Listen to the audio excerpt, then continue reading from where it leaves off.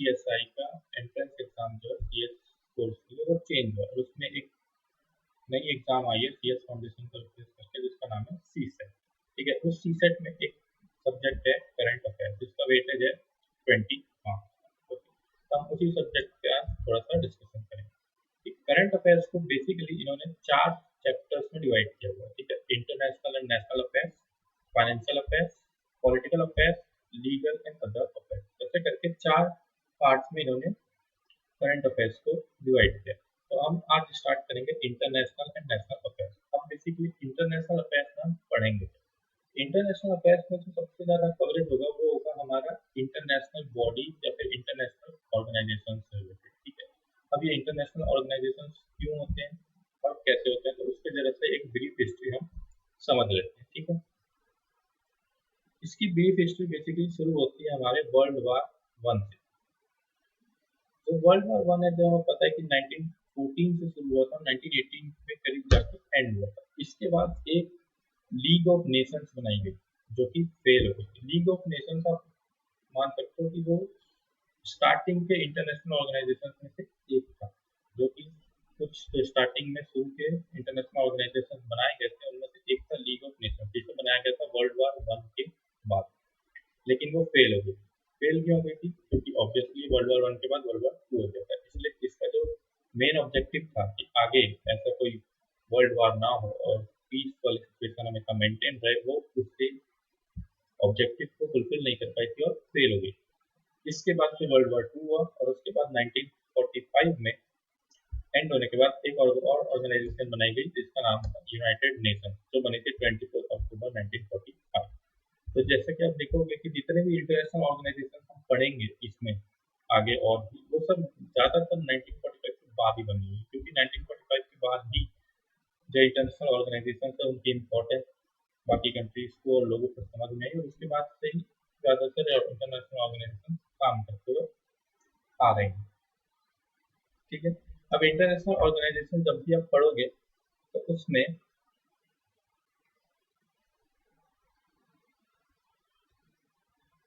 जो मेन चीजें कवर होती है वो होती है आपकी कि वो इंटरनेशनल ऑर्गेनाइजेशन कौन सी है, उसके मेंबर्स कौन कौन से, उसका हेडक्वार्टर कहाँ पे, उसके प्रिंसिपल्स क्या क्या हैं, जो जैसे कि अगर हम कोई कंपनी बनाते हैं तो उसके ऑब्जेक्टिव्स क्या क्या है वो हम पहले डिसाइड करते हैं। तो वैसे ही कोई इंटरनेशनल ऑर्गेनाइजेशन भी बनती है तो वो डिसाइड करती है कि हमारे क्या क्या प्रिंसिपल्स होंगे, हम क्या क्या काम करेंगे। वैसे ही उसके पास उसके होते हैं मेंबर नेशन, फिर होता है उसका एक हेडक्वार्टर, फिर उसकी होती है समिट और कॉन्फ्रेंसेस। जब भी कोई इंटरनेशनल ऑर्गेनाइजेशन बनती है तो वो हो सकता है साल में एक बार या 2 साल में एक बार, कभी ना कभी सारे मेंबर्स एक दूसरे के साथ मीटिंग करते हैं या कॉन्फ्रेंस करते हैं। प्रॉपरली उसे कहते हैं समिट। ठीक है, हिंदी में उसे हम सम्मेलन या शिखर सम्मेलन भी कहते हैं। अब समिट से रिलेटेड हमें जो चीज़ें याद रखने की हो सकती है या हमारे इंटरेस्ट की जो चीज़ हो सकती है वो होती है समिट का वेन्यू, उसकी थीम क्या थी और उसकी डेट्स क्या थी। इसके अलावा इंटरनेशनल ऑर्गेनाइजेशन को रन करने के लिए बेसिकली एक बोर्ड ऑफ डायरेक्टर्स जैसा ऑर्गेनाइजेशनल बॉडी बनती है, उसका कोई एक हेड होता है। उस हेड को या तो चेयरमैन बोलते हैं या सिक्योरिटी सेक्रेटरी जनरल बोलते हैं या फिर मैनेजिंग डायरेक्टर, ऐसे करके कई सारे नाम हैं। तो वो हम एक चीज याद रख सकते हैं। इसके अलावा जब ये समिट्स होती है तो उससे रिलेटेड कुछ चीजें करंट न्यूज में आती है। ये सारी चीजें हम इंटरनेशनल बॉडीज से रिलेटेड हम पढ़ेंगे। ठीक है, तो ऐसे ही सबसे पहला इंटरनेशनल बॉडी या इंटरनेशनल ऑर्गेनाइजेशन जो हम पढ़ेंगे वो है IMF, जिसका मतलब है इंटरनेशनल मॉनेटरी फंड। ठीक है, ये भी बना था वर्ल्ड वार 2 के बाद ही एग्जिस्टेंस में आया। एक कॉन्फ्रेंस हुई थी ब्रिटेन वुड्स कॉन्फ्रेंस, जो कि ब्रिटेन वुड्स कॉन्फ्रेंस क्यों है, क्योंकि ब्रिटेन वुड्स जगह का नाम है, वहाँ पे वो कॉन्फ्रेंस हुई थी। वहीं पे कई सारी कंट्रीज जो मिली थी और उन्होंने डिसाइड किया था कि फाइनेंशियल मैटर्स से रिलेटेड हमें कुछ ऑर्गेनाइजेशन बनाने हैं और उसके लिए इन्होंने आर्टिकल्स ऑफ एग्रीमेंट साइन किए। ठीक है, इसी के तहत इन्होंने IMF बनाया था। अब IMF जो एक ऑर्गेनाइजेशन है वो बेसिकली काम क्या करती है, वो काम करती है आपका बैलेंस ऑफ पेमेंट्स। अब बैलेंस ऑफ पेमेंट्स क्या होता है, मान लीजिए 2 कंट्रीज हैं, इंडिया और चाइना। अभी इंडिया और चाइना इंटरनेशनल ट्रेड करते हैं, तो इंटरनेशनल ट्रेड मतलब इंपोर्ट और एक्सपोर्ट करते हैं। अब अगर इंडिया ने चाइना से इंपोर्ट किया है करीब 10,000 का माल। ठीक है, 10,000 के गुड्स इंडिया ने इंपोर्ट और चाइना को एक्सपोर्ट किया है सिर्फ 4,000। तो जो डिफरेंस होता है 10,000 और 4,000 के बीच में, जो 6,000 का डिफरेंस है वो है बैलेंस ऑफ पेमेंट, जो कि इंडिया के लिए नेगेटिव है क्योंकि उसे 6,000 चाइना को पे करना। बट सेम थिंग में चाइना के लिए वो पॉजिटिव है क्योंकि उसे इंडिया से 6,000 लेना है।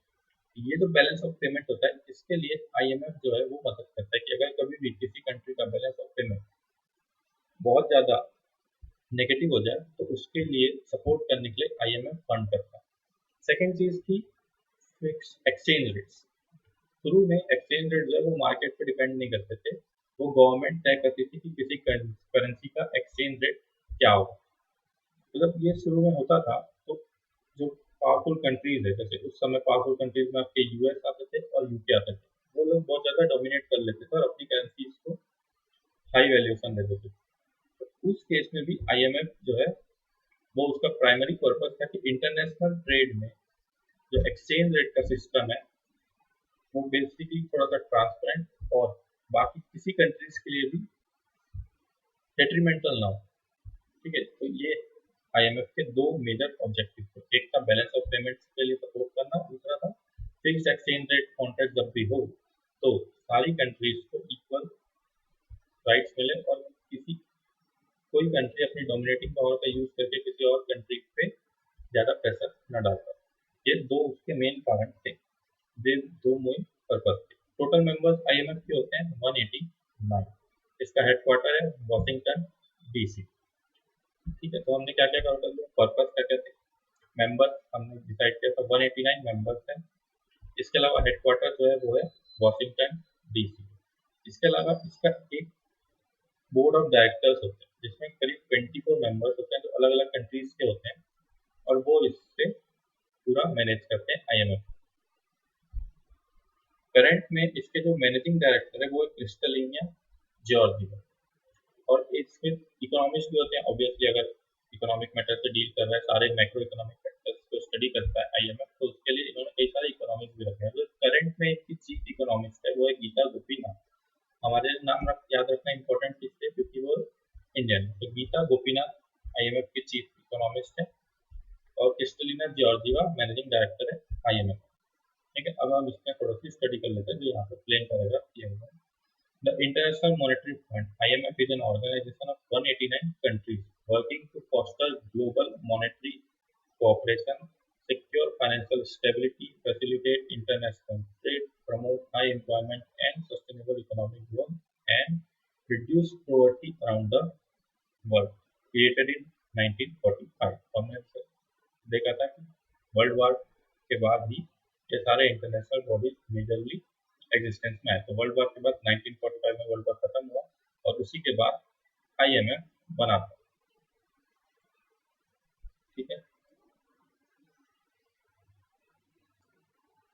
एग्जैक्ट डेट अगर याद रखनी हो तो है 27 दिसंबर 1945 जब आईएमएफ एग्जिस्टेंस में आया था। अभी जो ब्रिटेन वुड में कॉन्फ्रेंस हुई थी वहाँ पे सिर्फ आईएमएफ नहीं बना था, उसके साथ साथ में वर्ल्ड बैंक भी बना था। वर्ल्ड बैंक को हम आगे नेक्स्ट लेक्चर्स में कवर करेंगे। तो आईएमएफ और वर्ल्ड बैंक को ब्रिटेन वुड ट्विंस भी बोलते हैं क्योंकि दोनों उसी कॉन्फ्रेंस से उनके एग्रीमेंट ऑफ जो है डिसाइड हुए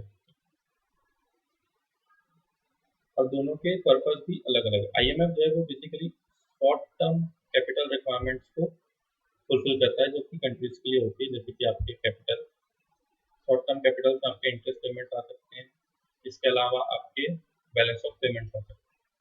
वर्ल्ड बैंक जो है वो लॉन्ग टर्म कैपिटल के लिए कैपिटल प्रोजेक्ट्स और इंफ्रास्ट्रक्चर प्रोजेक्ट्स के लिए फंडिंग देता है। ये दोनों में दोनों का अलग अलग बेसिक डिफरेंस है।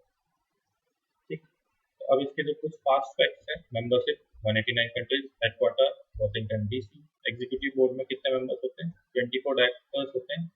जो एमडी है वो है क्रिस्टलिना जॉर्जिया, चीफ इकोनॉमिस्ट है गीता गोपीनाथ। उसके अलावा कुछ इसमें दिए हैं द लार्जेस्ट बोरोवर्स और द लार्जेस्ट प्रिकॉशनरी लोन। तो जैसा हमने बताया कि आईएमएफ लोन क्यों देता है, शॉर्ट टर्म कैपिटल रिक्वायरमेंट्स के लिए कंट्रीज को लोन आईएमएफ देता है। तो उसमें कई सारे जो लार्जेस्ट बोरोवर्स है उनमें कुछ मेजर कंट्रीज है अर्जेंटीना, यूक्रेन, ग्रीस, इजिप्ट, और प्रिकॉशनरी नोट्स में मैक्सिको, कोलंबिया और मोरक्को। फिर इसमें कुछ दिए प्राइमरी ऑब्जेक्टिव्स या primary AIIMS of IMF. Promote international monetary cooperation, facilitate expansion and balanced growth of international trade, promote exchange stability, assist in establishment of multilateral system of payment, make resource available with adequate safeguards to members experiencing balance of payment difficulties। ठीक है, तो जितने भी members हैं उनको balance of payment में अगर कोई डिफिकल्टी आती है तो उसके लिए फंड आईएमएफ देगा।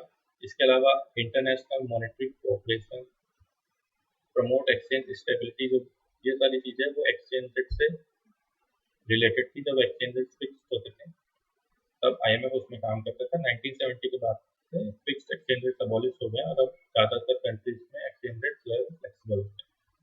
अब इसमें जो आईएमएफ में मेंबरशिप कंट्रीज होते हैं वो लोग एक अपना कैपिटल में कुछ कंट्रीब्यूशन देते हैं, उस कंट्रीब्यूशन के अकॉर्डिंगली उनको वोटिंग राइट्स मिलते हैं। तो आईएमएफ जब भी कोई डिसीजन लेता है कि किसी कंट्री को लोन देना है या नहीं देना है, कितना देना है, उन सब में जो वोटिंग्स होती है वो ये मेंबर्स कंट्रीज ही वोट करते हैं और हर एक का वोटिंग राइट पहले से तय होता है according to their contribution in capital. Current में अगर आप देखोगे तो वर्ल्ड बैंक और आईएमएफ दोनों में वोटिंग राइट कैपिटल के बेसिस पे ही मिलते हैं और जो हाईएस्ट वोटिंग राइट है वो अभी यूएस के पास है। ठीक है,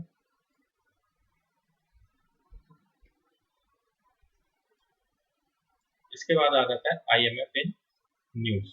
आईएमएफ इन न्यूज ये पीडीएफ थोड़ा पुराना है तो उसमें ये दिया हुआ है कि economic recovery for India in 2021 IMF. तो जैसा कि हम इंडिया में इकोनॉमिक रिकवरी के बारे में आईएमएफ ने कुछ प्रोजेक्शंस किए थे, जो कि हमारे इंडिया की रिसेंट में कुछ जो जीडीपी ग्रोथ रेट है वो थोड़ी सी डाउन ट्रेंड पे थी। तो आईएमएफ ने उसका प्रिडिक्शन किया था कि इंडिया जो है वो 2021 में रिकवर करेगा 5.8% जीडीपी ग्रोथ रेट के साथ। और यहाँ पे चीफ इकोनॉमिक्स का नाम भी दिया हुआ है, IMF chief economics Gita Gopinath, जो अभी हमने देखा था। ठीक, तो आईएमएफ ने इंडिया के लिए ग्रोथ रेट प्रिडिक्ट किया था 2020 में 5.8%, बट उसके बाद कई सारी चीजें चेंज हो गई और उसके बाद कोविड-19 के पेंडेमिक के बाद आईएमएफ ने अपने प्रिडिक्शन रिवाइज किए हैं। उसने ग्लोबल इकोनॉमी के लिए बोला है कि -3% की ग्रोथ रेट रहेगी पूरे वर्ल्ड में, मतलब ग्लोबल इकोनॉमी श्रिंक होगी -3%। और इंडिया के लिए उन्होंने प्रिडिक्ट किया है कि 2020 में वो 1.9% की ग्रोथ से आगे बढ़ेगा और 2021 में वो बहुत ही अच्छा रहेगा। 2021 में इंडिया ज़्यादा जल्दी रिकवर करेगा, जिसका परसेंटेज 5.8%। तो जो 5.8% इन्होंने 2021 में बोला था वो जो है वो पुराना हो गया, क्योंकि ये फिगर्स जो है वो रिवाइज हो गए कोविड-19 के बाद। अब इन्होंने जो बोला है एस्टिमेट दिया है वो है इंडिया की ग्रोथ फिगर्स इन्होंने 1.9% इन 2020। ठीक है, और वर्ल्ड इकोनॉमी के लिए तो उन्होंने ग्रोथ बोला ही नहीं है, वर्ल्ड इकोनॉमी -3% से श्रिंक हो। उसके पहले भी इन्होंने और चीज दी थी, IMF downgrades world growth warns of precarious 2020। IMF cautions there are abundance of potential triggers for the situation to turn negative quickly, possibility for more of US tariffs on China or on European autos, as well as no deal Brexit and the high debt levels in many countries। तो इन IMF में जब 2020 start होने वाला था तब इन्होंने कुछ predictions की थी। कई सारे फैक्टर्स इन्होंने मैक्रो इकोनॉमिक फैक्टर्स को देखा था, एनालाइज किया था। उसमें कई सारे फैक्टर्स ये थे कि यूएस चाइना पे जो टैरिफ इम्पोज कर रहा था वो, इसके अलावा ब्रेक्सिट जो होने वाला है जिसमें ब्रिटेन यूरोपियन यूनियन से अलग होगा, उसके अलावा कई सारे जो कंट्रीज है उनका डेप्थ लेवल बहुत हाई है। तो इन सारे मैक्रो इकोनॉमिक फैक्टर्स को एनालाइज करने के बाद आईएमएफ ने भी प्रिडिक्ट किया था कि जो 2020 है वहाँ पे इकोनॉमिक थोड़े से कंट्रीज को थोड़ा सा कॉशियस होना है और थोड़ा ध्यान देके इकोनॉमी पे चलना है, क्योंकि इकोनॉमी थोड़ी सी वीक रहने वाली है 2020 में। Global trade tensions, continued uncertainty are sapping the strength of world economy, which faces a precarious 2020. The International Monetary Fund warned in July 2019। ठीक है, तो IMF ने 2020 के लिए वार्निंग जो है वो जुलाई 2019 में दे दी थी, 2020 के लिए 1। Trade conflicts are undercutting investment and the IMF calls countries not to use tariff in place of negotiation. तो IMF ने बेसिकली ये एडवाइस दी थी यूएस और चाइना को कि अगर कोई डिस्प्यूट है या कोई प्रॉब्लम है तो नेगोशिएट करो इंस्टेड कि आप एक दूसरे पर टैरिफ इम्पोज करें। क्योंकि अगर आप टैरिफ इम्पोज करेंगे तो पूरा ग्लोबल ट्रेड जो है वो अफेक्ट होता है पूरी, और उससे फिर पूरी वर्ल्ड इकोनॉमी पे इम्पैक्ट पड़ता है।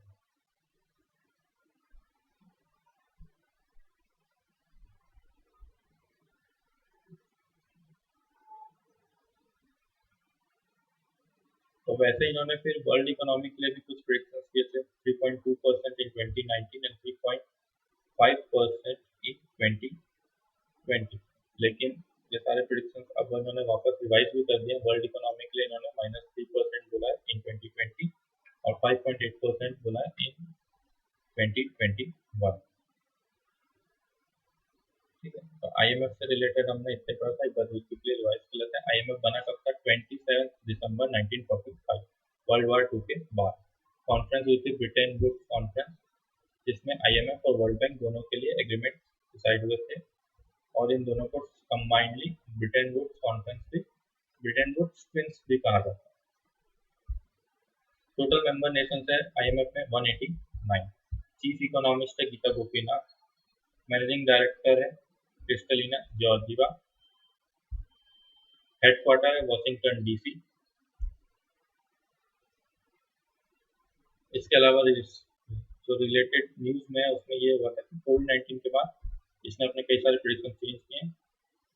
पहले ये 2020 में वर्ल्ड इकोनॉमी के 3.5% ग्रोथ एस्टिमेट कर रहे थे, बट अब ये -3%, मतलब वर्ल्ड इकोनॉमी स्ट्रेंथ होगी 2020 में 3% से, और उसके बाद 2021 में रिकवरी करेगी 5.8% के साथ। इंडिया के लिए भी इन्होंने प्रिडिक्ट किया था कि 2020 में इंडिया की इकोनॉमी वापस से रिकवर करेगी और 5.8% के साथ ग्रो करेगी, बट वो प्रिडिक्शन भी रिवाइज हो गया और अब इंडिया का रिवाइज रिकवरी ग्रोथ रेट जो IMF ने दिया वो है 1.9% इन 2020। इतना हमने पढ़ा। उसके बाद है association of south east Asian nation, जिसे एशियान भी बोलते हैं। एशियान मतलब association of south east Asian nation. तो एशियान बेसिकली एक एसोसिएशन है जिसमें साउथ ईस्ट एशिया की करीब 10 कंट्रीज इन्वॉल्व होती हैं। ठीक है, वो आपस में हर साल मिलते हैं, कुछ चीज़ें डिस्कस करते हैं जो उनके इंटरेस्ट की होती है, और फिर उस पर काम करते हैं। एशियन में करंट में कितनी मेंबर कंट्रीज है? 10। कौन कौन सी है वो हम आगे देखेंगे। इसका हेडक्वार्टर जो है वो जकार्ता इंडोनेशिया में। इंडोनेशिया भी एशियन की मेंबर कंट्रीज है और उसकी कैपिटल जकार्ता, वहीं पे उसका हेडक्वार्टर है। इंडिया जो है वो एशियन में मेंबर नहीं है, ठीक है, बट इंडिया एक लुक ईस्ट पॉलिसी को फॉलो करता है। उस लुक ईस्ट पॉलिसी में का मतलब यह है कि हम सिर्फ वेस्ट में नहीं देखेंगे। वेस्ट मतलब आपका यूरोप और US की कंट्रीज को ही नहीं देखेंगे, हम अपने रिलेशन जो ईस्टर्न कंट्रीज है उससे भी अच्छे करेंगे। तो ईस्टर्न कंट्रीज में आपके एशिया की कई सारी कंट्रीज आती है, इसमें एशियान में कुल मिला के टोटल 10 कंट्रीज है। तो छोटे छोटे कंट्रीज है, और इन कंट्रीज में कई सारे आइसलैंड कंट्रीज हैं, और ये सारे के सारे ऑलमोस्ट हर कंट्री कोस्ट लाइन भी है, मतलब हर कंट्री की बाउंड्री जो है वो कई जगह पे सी से लगती है। ठीक है, तो ये लोग उस पे भी फोकस करते हैं। ब्लू इकोनॉमी जिसे कहा जाता है। ब्लू इकोनॉमी का मतलब होता है बेसिकली ओशन से रिलेटेड इकोनॉमी। ओशन से आप इकोनॉमी में क्या इम्पैक्ट होता है? तो ओशन से कई सारे चीज़ें हमें मिलती है, ठीक है, कई सारे मिनरल्स ओशन से एक्सट्रैक्ट होते हैं। उसके अलावा ओशन की सबसे बड़ी चीज़ आती होती है फिशरीज। ठीक है, तो जितने भी फिशिंग होती है, लार्ज स्केल फिशिंग ये कंट्रीज करते हैं और उससे कमाते हैं। उसके अलावा ओशन इकोनॉमी का एक फैक्टर ये भी होता है कि जब आप ओशन से कोई चीज़ एक्सट्रैक्ट कर रहे हो तो आप ये भी देखो कि उसका कोई नेगेटिव इम्पैक्ट एनवायरमेंट में ना पड़े। ये सारी चीज़ें जो आती है ये होती है ब्लू इकोनॉमी में। एशियन के लिए ब्लू इकोनॉमी इंपॉर्टेंट है क्योंकि सारी कंट्रीज जो है वो ज़्यादातर सी के साथ अपनी बाउंड्री शेयर करती है। तब हम इसमें आगे बढ़ते हैं। टोटल मेंबर कंट्रीज इसमें 10 स्टार्ट ये हुआ था 1967, एग्जैक्ट डेट थी 8 अगस्त 1967। बैंकॉक में, जो कि थाईलैंड की कैपिटल है, वहां पे एशियान डिक्लेरेशन हुआ था और उस दिन से ये इन इफेक्ट आया था एशियन। टोटल मेंबर कंट्रीज उस समय थी सिर्फ 5। ठीक है, उस समय थे इंडोनेशिया, मलेशिया, फिलीपींस, सिंगापुर और Thailand. Indonesia, Malaysia, Philippines, Singapore and Thailand. शुरू में ये 5 कंट्री में थी। इसके बाद ये ऑर्गेनाइजेशन धीरे धीरे काम करते गया और आसपास की और जो छोटी छोटी कंट्रीज थी वो इसमें धीरे धीरे मर्ज होती गई। तो जैसे कौन कौन कब मर्ज हो वो भी यहाँ दिया हुआ है। The current member of the group include Indonesia, Malaysia, Philippines, Singapore, Thailand, Brunei, Cambodia, Laos, Myanmar, Vietnam. ये दसों के दसों कंट्रीज के नाम है। Indonesia, Malaysia, Philippines, Singapore, Thailand, Brunei, Cambodia and Laos, Myanmar and Vietnam. जो ब्रुनई है, Brunei Darussalam join हुई थी 1984। वियतनाम हुआ था 1995। लाओ एंड म्यांमार ज्वाइन ऑन 1997 और कंबोडिया ज्वाइन हुआ था लास्ट में 1999। ठीक है, तो ऐसे करके 5 मेंबर कंट्रीज की, फाउंडिंग कंट्रीज की 5। उसके बाद बाकी के 5 धीरे धीरे अलग अलग टाइम पे ज्वाइन होते गए। सबसे लास्ट में ज्वाइन हुआ था आपका कंबोडिया, जो कि हुआ था 30 अप्रैल 1999। इसके अलावा इसके कई सारे एम्स एंड पर्पजेज हैं। To accelerate the economic growth and social progress and cultural development in the region. तो सब कई सारे इंटरनेशनल ऑर्गेनाइजेशन जो होते हैं उनके कई सारे बेसिक प्रिंसिपल्स भी होते हैं। सबसे पहला तो होगा इकोनॉमिक ग्रोथ, पीस और उसके अलावा होगा एनवायरमेंट। ये 3 जो होते हैं ये मेजर होते हैं आपके, इकोनॉमी, पीस और एनवायरमेंट। तो वैसे ही इसके भी जो प्रिंसिपल्स है अगर आप पढ़ोगे तो उसमें भी बेसिकली ये 3 फैक्टर ही सबसे ज्यादा कवर हुए होंगे। तो पहला है जो एम है इनका, the accelerate the economic growth, social progress and cultural development in region. इसके अलावा to promote regional peace and stability, providing respect of justice and the rule of law in relationship among countries of the region and adherence to the principles of United Nations Charter. So, regional peace and stability to promote active collaboration and mutual assistance of matters of common interest in the economic, social, cultural, technical, scientific, and administrative fields. To provide assistance to each other in the form of training, research, facilities, educational, professional, technical, and administrative spheres. To collaborate more effectively for greater utilization of their agriculture and industries, the expansion of their trade, including the study of the problems of international commodity trade, the improvement of their transportation and communication facilities, and the raising of the living standards of their people. To promote Southeast Asian studies, to maintain close and beneficial cooperation with existing international regional organizations and with similar purpose, explore all avenues of even closer cooperation among themselves. तो basically ये सिर्फ हमने plane reading की है AIIMS की। तो general understanding है वो ये है कि जितने भी इंटरनेशनल ऑर्गेनाइजेशन होते हैं उनके प्रिंसिपल्स अगर आप पढ़ोगे तो बेसिकली वो यही होंगे कि हम इकोनॉमी में एक दूसरे की सपोर्ट करेंगे, हम रीजनल पीस मेंटेन करके रखेंगे, हम एनवायरनमेंट का ध्यान रखेंगे, हम एक दूसरे के सोशल और कल्चरल वैल्यूज के रिस्पेक्ट करेंगे और एक दूसरे के साथ कोऑपरेट करेंगे। अगर ये सारे आप फिर से पढ़ो तो इसमें भी यही सारी चीज़ें उन्होंने कवर की हुई है। टोटल मेंबर नेशन 10 है। हेडक्वार्टर है जकार्ता, इंडोनेशिया में। अब जैसा कि हमने देखा था कि हर इंटरनेशनल ऑर्गेनाइजेशन जो है वो सबमिट करता है अपना। सबमिट मतलब मीटिंग होती है। कई ऑर्गेनाइजेशन जो है वो हर साल करते हैं, कई कुछ सालों के इंटरवल में एक बार करते हैं। तो वैसे ही एशियन की जो समिट होती है वो हर साल होती है। 2019 में जो समिट हुई थी वो हुई थी आपकी बैंकॉक, थाईलैंड। ठीक है, और जो 2020 में होने वाली है वो है वियतनाम। ठीक है, ये डिसाइड जब 2019 में वो लोग मिले थे तभी उन्होंने डिसाइड कर लिया कि हम 2020 में वियतनाम में मिलेंगे। ऐसे करके 10 मेंबर कंट्रीज है, तो हर एक कंट्री को एक एक साल में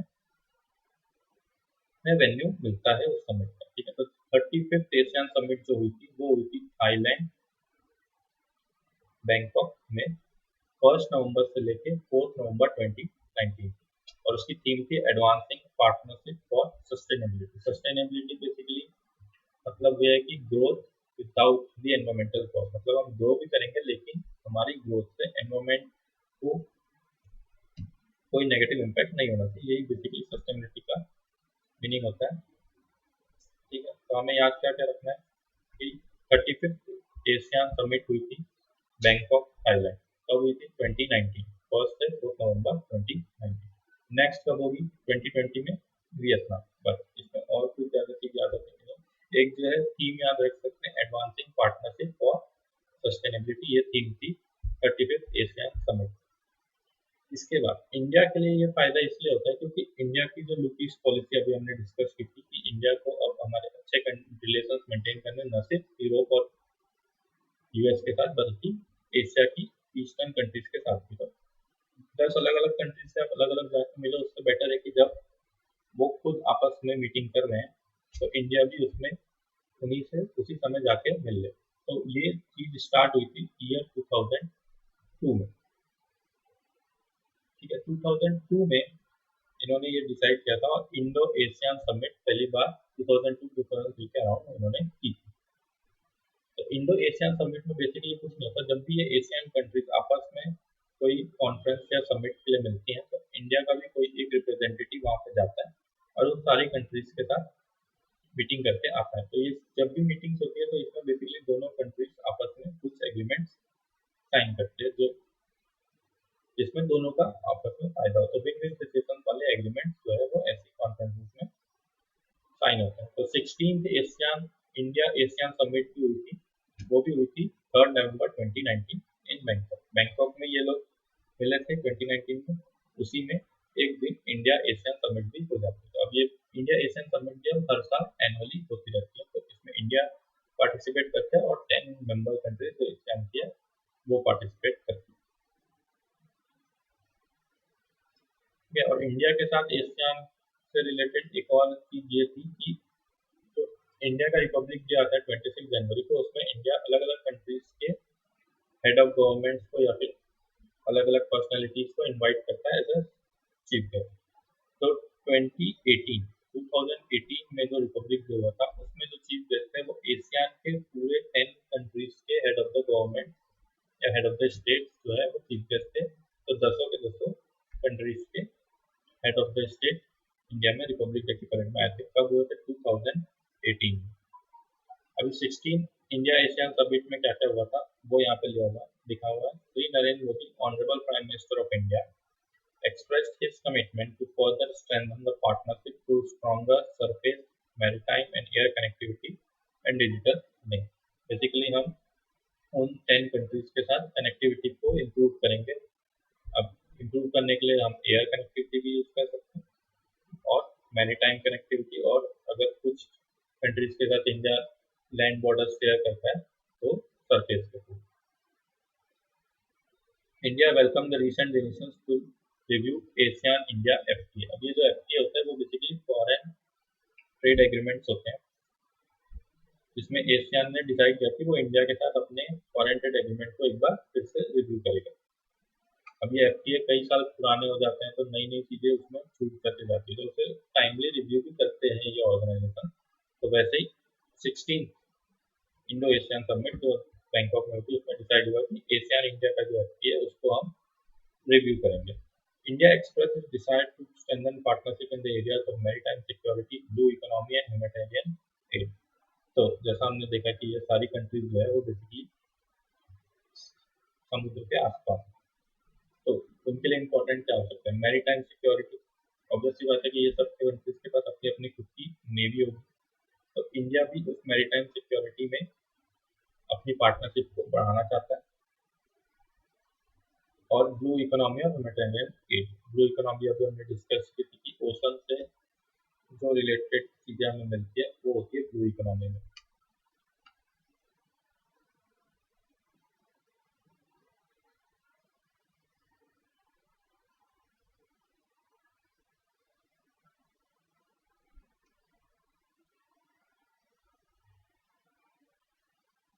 इसके अलावा एक और थी 5th Asian youth video contest.